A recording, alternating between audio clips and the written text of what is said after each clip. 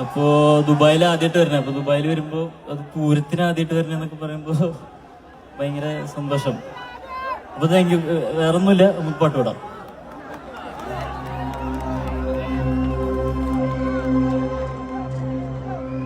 തിങ്കളേ പൂത്തിങ്കളേ